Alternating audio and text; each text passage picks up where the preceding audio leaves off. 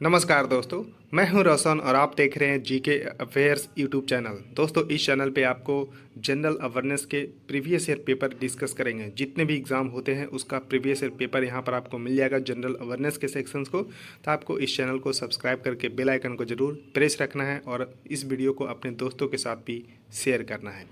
तो देखिए, आज पेपर है डीडीए यानी कि दिल्ली डेवलपमेंट अथॉरिटी के द्वारा जो पेपर कंडक्ट करवाया गया था जूनियर इंजीनियर सिविल का। कब? तो 24 अप्रैल 2018 को शिफ्ट फर्स्ट में हुआ था। उसी के जनरल अवेयरनेस के पेपर को हम यहाँ पर डिस्कस कर रहे हैं आप लोगों के सामने। तो देखिए, जीके इम्प्रूव करने का यानी कि जीके में महारत हासिल करने का ये सबसे बेहतरीन तरीका है। मैं आगे चलकर कुछ दिनों में बताऊंगा कि किस तरह से मैंने अपने जनरल अवेयरनेस को मजबूत किया है और यहाँ तक कि मैं स्टेट पीसीएस भी इसी माध्यम से मैं पीटी तो आराम से क्वालिफाई कर जा रहा हूँ, तो आपको मैं बताऊंगा। तो देखिए, इसका पीडीएफ आपको हमारे टेलीग्राम चैनल जीके अफेयर्स 25 पे मिल जाएगा, जिसका लिंक डिस्क्रिप्शन में है। और आपके पास कोई भी क्वेश्चन पेपर होता है तो आप gkafairs25@gmail.com पे ज़रूर भेजिए। अभी तक कोई भी पेपर नहीं भेजे हैं। तो देखिए, क्वेश्चन है इस तरह से कि वाटर फॉर क्रॉप्स परियोजना के लिए भारत ने किसके साथ सहयोग स्थापित किया है। तो देखिए, एक करंट अफेयर्स की न्यूज़ थी, लेकिन कहीं ना कहीं मुझे लगता है कि ये बाद में भी पूछा जा सकता है। तो देखिए, वाटर फॉर क्रॉप्स परियोजना भारत ने यूरोपीय संघ के यानी कि यूरोपियन यूनियन के साथ जो है मिलकर सहयोग स्थापित किया था। तो इसको ध्यान रखिएगा, यूरोपियन यूनियन। तो देखिए, यूरोपियन यूनियन में करंटली अभी 27 मेंबर है।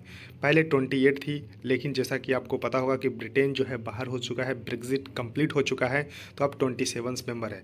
और यूरोपियन यूनियन का जो हेड क्वार्टर है ब्रसेल्स बेल्जियम में स्थित है। तो इसको भी आपको ध्यान रखना है। अब देखिए, वाटर फॉर क्रॉप्स के लिए कुछ जो है आपको बताता हूँ। तो देखिए, वाटर फॉर क्रॉप्स है one of the largest Euro India collaborative project है, co-founded by the department of biotechnology. जो डिपार्टमेंट है बायोटेक्नोलॉजी का गवर्नमेंट ऑफ इंडिया का, and European commission biotechnological best water treatment and reuse in the agronomical system that will address the emerging increasingly important issue for the world. तो देखिए, water and the waste water reuse and the management के लिए ये स्थापित किया गया है। तो देखिए, वाटर फॉर क्रॉप्स स्टैंड करता है integrating bio treated waste water reuse and the valorizations with the enhanced water use efficiency to support the green economy in Europe and India। तो इस तरह से project bring together an Indo European consortium of the 36 organisation. कुल मिलाकर जो ये bio treated जो water होता है उसको रीयूज एंड उसका वैल्यू इंक्रीज करने के लिए ये वाटर फॉर क्रॉप्स जो है परियोजना जो है भारत और यूरोपीय संघ के द्वारा जो है ये सहयोग स्थापित किया गया है। मिलकर काम दोनों मिलकर कर रहे हैं, तो इसको ध्यान रखिएगा। यानी कि देखिए, यूरोपियन यूनियन में 27 कंट्री है प्लस इंडिया, तो कुल मिलाकर अभी 28 देश इस पे काम कर रहे हैं। तो ये बहुत ही अच्छी बात है, तो इसको ध्यान रखिएगा। अब देखिए, क्वेश्चन है बहुत ही सिंपल, अशोक चक्र में कितनी तिलियां प्रदर्शित की गई है। तो देखिए, ये भी क्वेश्चन पूछे जाते हैं, ऐसा नहीं है कि सब कठिन क्वेश्चन ही होते हैं। तो देखिए, ये अपना प्यारा जो झंडा देखने को मिल रहा है, जिसको डिज़ाइन फाइनली पिंगली वेंकैया ने किए हैं, तो इस पर भी क्वेश्चन आता है। तो देखिए, ये रेशियो झंडा का कितना होता है। तो देखिए, लंबाई अगर 3 है तो चौड़ाई 2 है। इस तरह से रेशियो में बटा होता है 3:2 में, यानी कि लंबाई और चौड़ाई का रेशियो 3:2 है।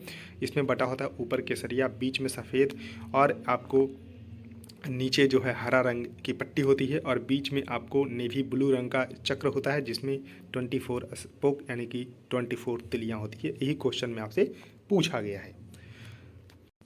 तो देखिए, तीसरा नंबर क्वेश्चन है आपके सामने कि which type of soil is predominantly found in Deccan lava tract in India.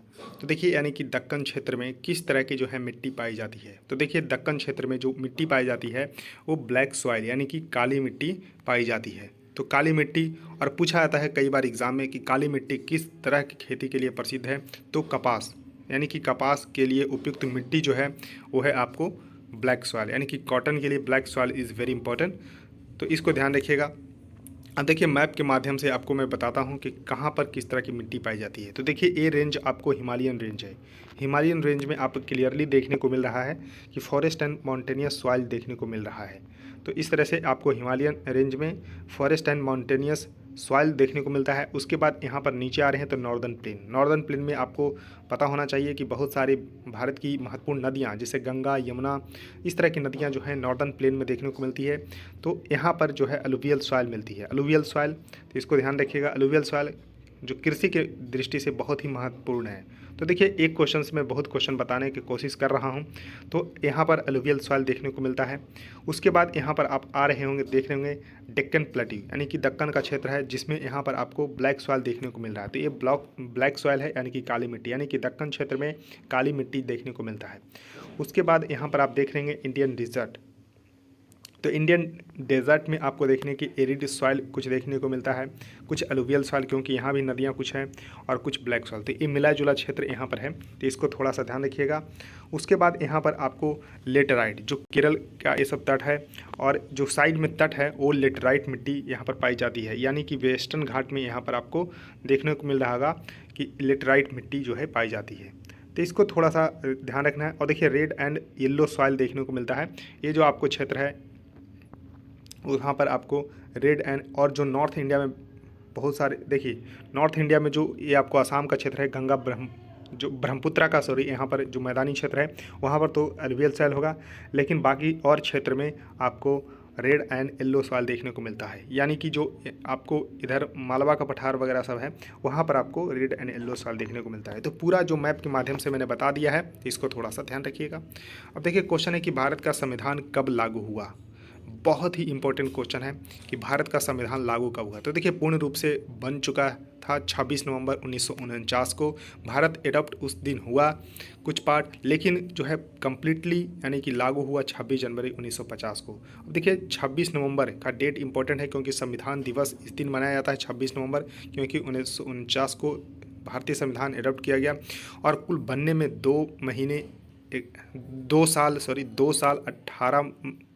2 साल 11 महीने और 18 दिन।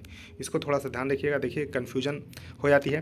तो देखिए 2 साल 11 मंथ और 18 दिन का यहाँ पर समय लगा है। तो इस संविधान को बनने में बहुत सारे सेशंस हुए हैं, इसको ध्यान रखिएगा। 26 जनवरी 1950 को लागू हो गया था।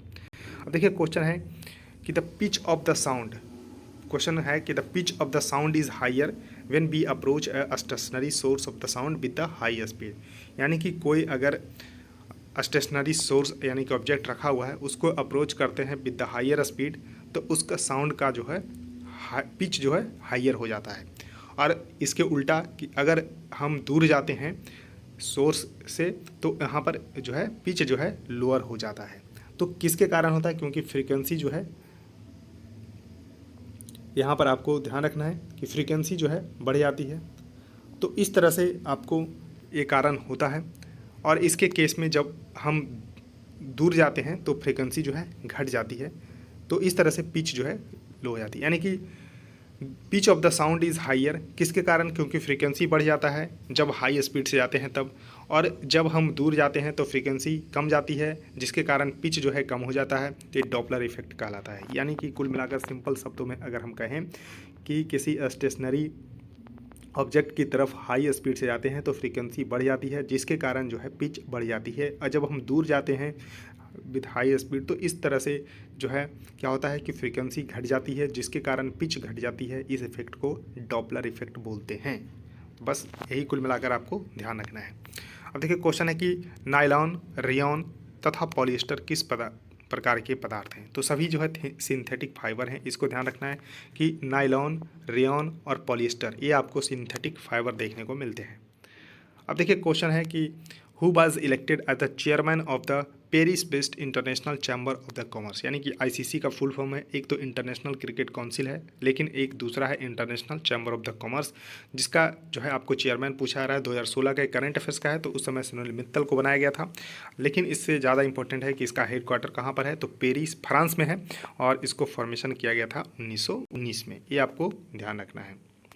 अब देखिए क्वेश्चन है कि what are red blood corpuscles in the blood also known है। तो इसको देखिए आरबीसी बोला जाता है।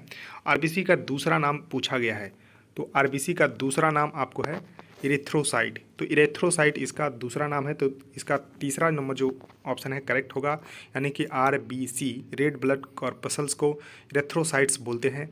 और इसका जीवन काल जो होता है आरबीसी का 20 से 120 दिन होता है। 20 से 120 दिन होता है, इसको ध्यान रखिएगा।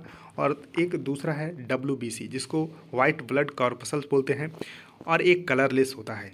यानी कि जो आरबीसी है वो तो आपको कलर देखने को मिलता है, रेड कलर का होता है हीमोग्लोबिन के प्रेजेंट के कारण, लेकिन जो WBC होता है वो होता है colourless due to the absence of haemoglobin.